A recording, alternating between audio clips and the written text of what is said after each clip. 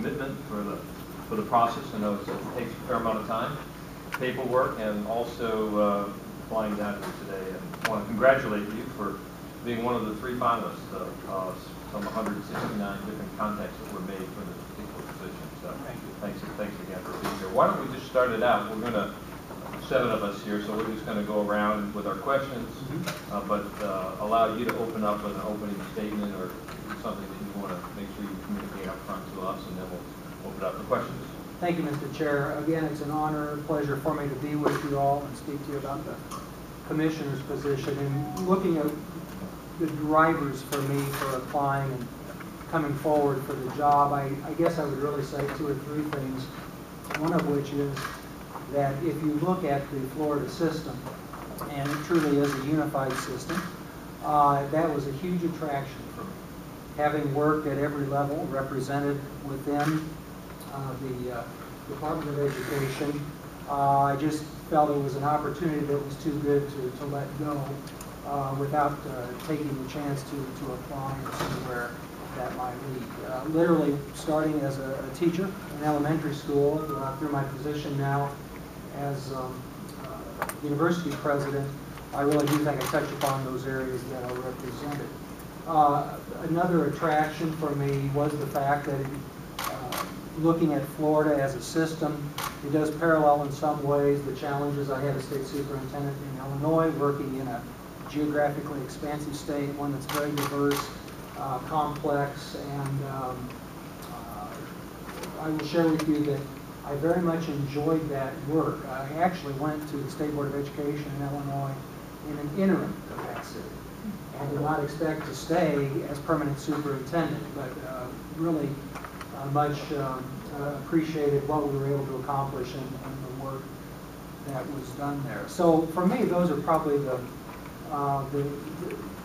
2 aspects that drew me to apply for the position. There's probably one other element that we may get into in the discussion, and that is the case that I really do see my strength on the implementation side. I don't know that I should say it in this fashion, but I don't know that I would describe myself as a policy leader necessarily. Within our democratic republic, policy is set by elected officials, extended to those in roles to move that forward across a variety of functions in all governmental levels. I see, in this case, the commissioner's responsibility certainly to be involved in that work, to talk about pros and cons of various policy approaches, to look at means of service delivery for whatever choices may be made, etc. But the strength for me really is on the implementation side, and that's where I see the challenges for the department going forward. Florida has been a leader in reform, not just of recent vintage, but really going back now over 40 years, starting with the accountability system that was set up in the 1971 Act. So the fact that this agenda is clear in Florida is no question to me. That policy table is set. The challenge now becomes for the agency to take it and move it forward in ways that make changes in schools and classrooms. Sal, I want to start on your side of the table. Thank you for coming to be with us today. Congratulations. I appreciate you being on the top of this. A couple of things. One, I was interested to know of your involvement in the strategic plan in Illinois when you were state superintendent of schools. You may have heard that we recently went through a strategic planning process here. I did right before. Well, thank you. One of the challenges we face, and you probably noticed in the plan, is how we close the achievement gap. And although we've made great strides in moving numbers, and we've seen some of that even today with our latest good news on reading, the achievement gap in different groups is still very wide. And I want to get your thoughts on that. Illinois, you mentioned the demographic similarities, and certainly a significant minority population among students in Illinois. What's the best approach for that? Are we going in the right direction based on what you read in the strategic plan? What would you add to that? Yes, let me add my congratulations to all of you and the state of Florida generally for the Tims and the Pearls results today. You have a lot to be proud of there.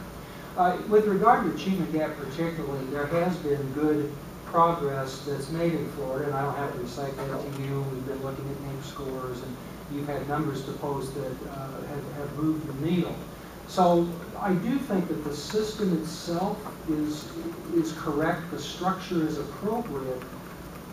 Rather now the challenge may be looking at means of professional development, of ongoing training, of looking at how classroom transactions take place, and looking at the role of the state agency to ensure that that's being well promulgated with teachers, principals, and other district leaders.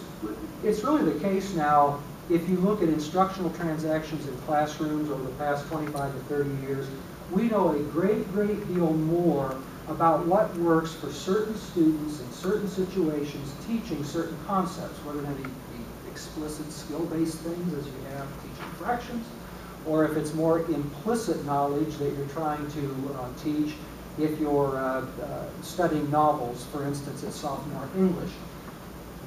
And it's not that this is a perfect knowledge base, but there does exist this body of evidence that says, for instance, if you're teaching certain groups of students at certain grade levels on given concepts, that there are approaches that can be more effective. And those aren't secrets, those aren't mysteries. I think the challenge becomes professional development, ongoing training, ensuring that's built into teacher evaluation systems, being watched for, and that the things that need to be happening at the building level are taking place. The structure as a whole, in response to your question, does it seem right? Does it look right? I think the answer to that is yes. I think there are these expectations clearly communicated within the Florida strategic plan as well as within the accountability system. I think the assessments are there. We could quibble in terms of some aspect of that and things that could be done differently. But from that standpoint, I think it's a good system that will respond.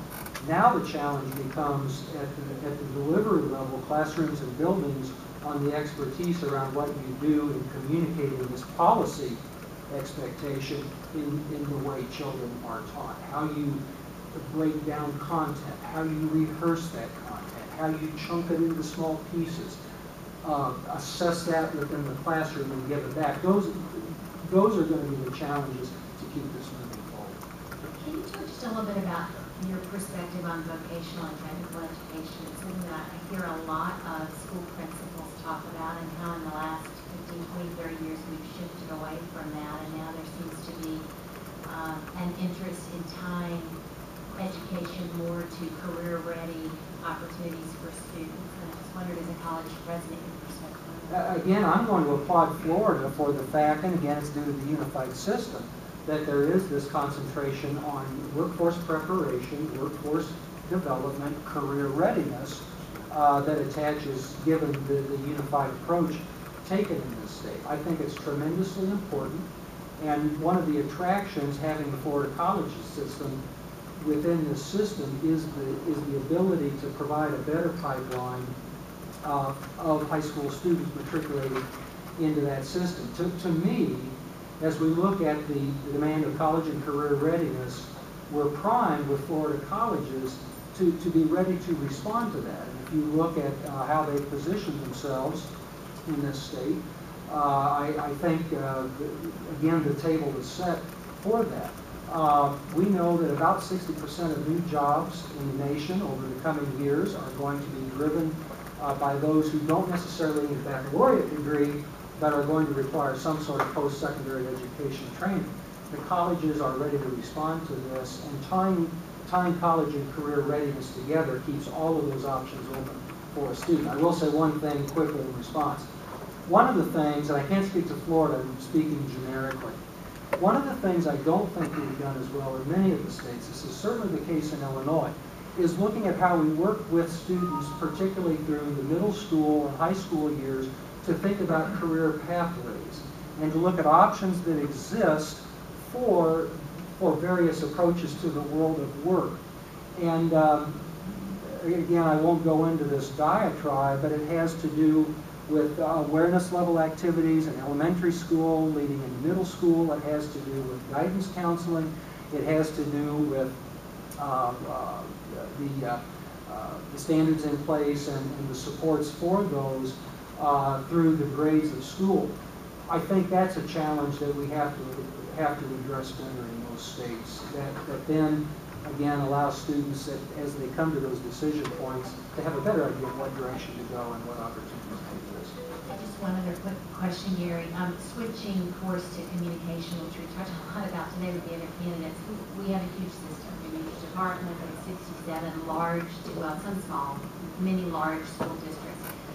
It is not uncommon, I think, for us to hear from principals and even teachers who have received somewhere along the line the wrong communication. I don't know if that is we have not communicated it well, or we've communicated to districts and they have not communicated it well, but it is a continuing source of frustration, I think, and even from my own high school principal, I will receive a call occasionally, why are you doing this? This is crazy, and it's just not accurate. It's just completely not accurate information.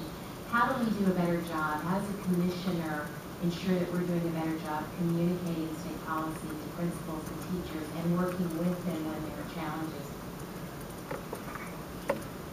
There's never enough communication. I don't care what the change is. I don't care the size of the agency or organization. You could never have enough. And I'm guessing all of us who have interviewed have suffered the same difficulty. The challenge becomes looking at doing it in multiple ways across multiple venues. That's one large piece of it. Another aspect of it has to do with visibility and going to the field of practitioners and carrying this message over and over. Another aspect is doing this with different groups, so that if the commissioner, for instance, is going to the statewide PTA convention and carrying that agenda and articulating what the goals are from it, that the same message gets delivered to the school board members when they're meeting for their conference, as you do the trips around the school, to the community events, to that full range of activities. There are opportunities, obviously, that exist through technology. Commissioner's letter, I know that's been done here. I think it's a form that's been used by the previous commissioner in Florida. I don't know that there's a magic bullet. It's doing it constantly in different modalities with a variety of groups, and then making sure that the message is clear, succinct, sharp. One of the challenges we have is that we tend in large organizations to muddle things too much, and we have too much on the plate.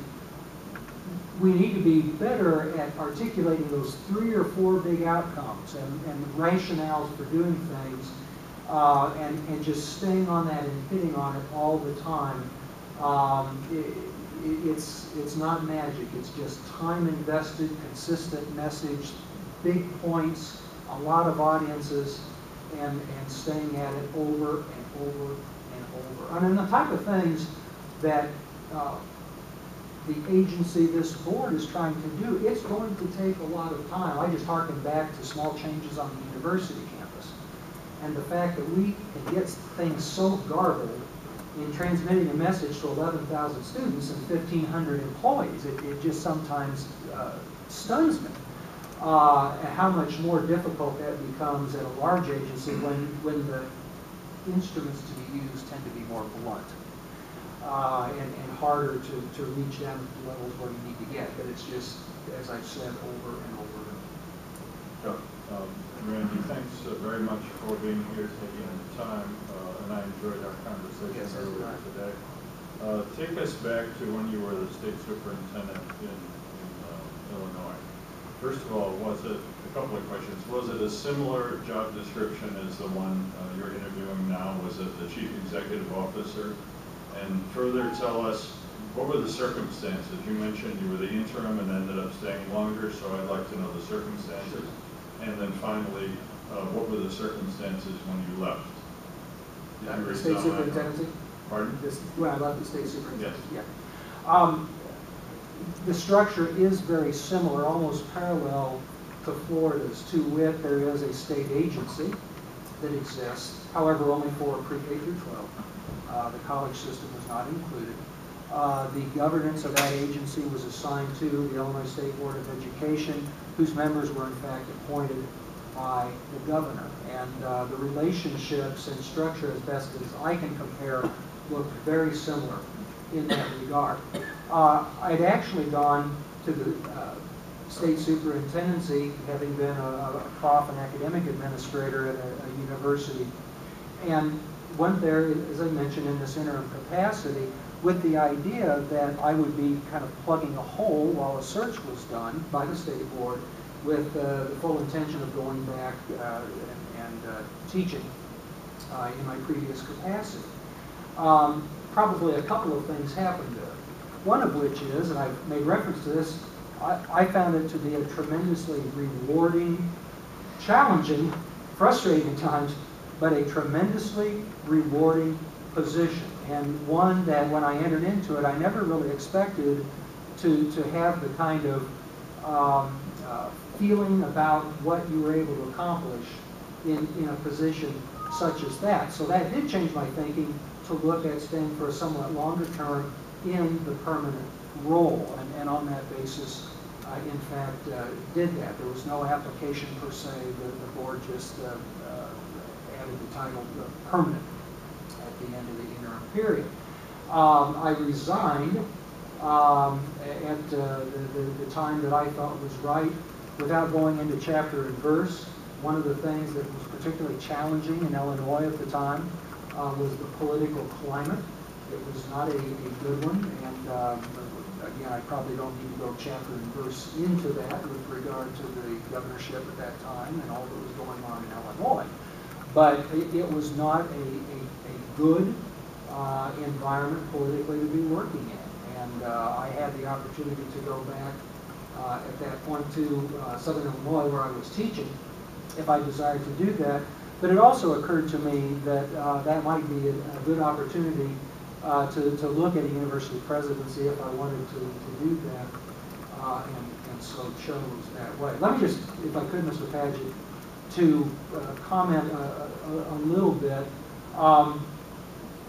I've had asked to me 24 times, in fact, Mr. Martinez, you were one, about why I would want to leave a university presidency to come to Florida and be a state commissioner. And I will tell you, I would not want to do that for the rest of my life and career. But for those of us who had a calling to education, and I'm guessing that all three of us as your candidates today have that calling, feel that calling about what they do.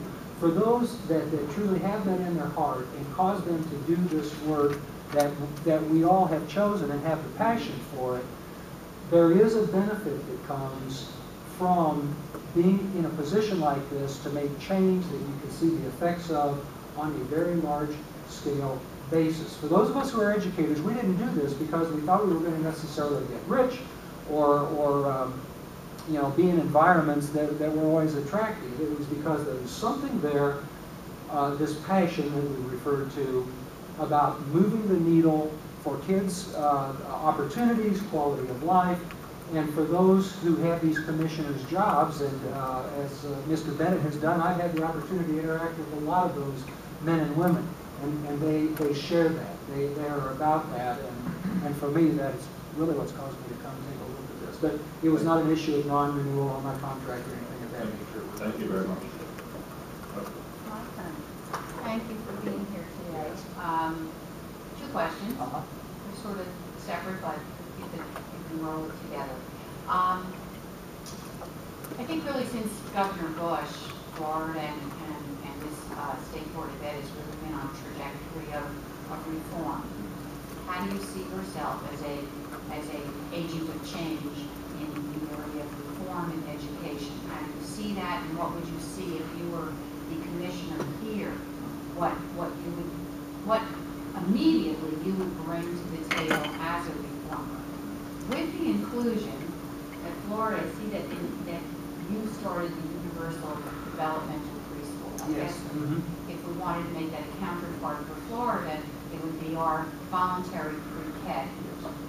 How do you see that compared to what we're doing in Florida as a similarity, is different, where maybe Illinois is doing it better and we're not? And how do you see that is mixed into this reform part of education? In response to the first question, as I alluded to in the introductory comment, I really see my strength on the implementation side. Now, it would be probably not well serving myself to sit here and say I don't see myself as a reformer or a reform leader. But hearkening back to what I shared, I see the very appropriate and proper role for governors, state board of education members, those in the elected political leadership positions to really be the agenda setters. We have a wide variety of approaches across the states and territories about what reform means. I subscribe to the reforms that Florida has very aggressively put into place and had success on. Even today, you can celebrate. My talent, my benefit to this task is going to be untangling these implementation knots that exist to ensure that we have fidelity and adherence to the outcomes of these reforms that you put in place. The problem right now in Florida isn't one around having, again, I use the analogy, the policy table set. We know where we need to go in Florida and what that agenda is in front of us. The challenge now is getting the communication to the various stakeholder groups within the agency, to legislators certainly, but working to take these Gordian knots around implementation, get those untied and straighten them out to figure out what may need to happen around communication strategies and methodologies, to figure out how we deploy staff in better ways to get things accomplished, maybe better than what they are now in this very large agency. To look at maybe some things in the vertical scope of work as we talk about organizations, the value chain of work, that maybe we need to be lessening to focus more on the reform efforts. I think those are the strengths I bring to this job going forward. Again, there may come a time in the intermediate future where, again, there's this kind of push to move forward on another big set of reform agenda items. Right now, the challenge is to take what we have on the table in Florida and our teachers, administrators, districts that feel like they're trying to drink from a fire hose and look at ways that we can use the agency to provide better guidance, maybe more professional development, clearer rules, interpretation for same, availability for response, connectedness to districts and schools, that type of thing, to ensure that we get the outcomes that the reforms intend. The biggest challenge I see in Florida, again, for the near term, it's not to say put the reform agenda on hold. That's not what I'm communicating.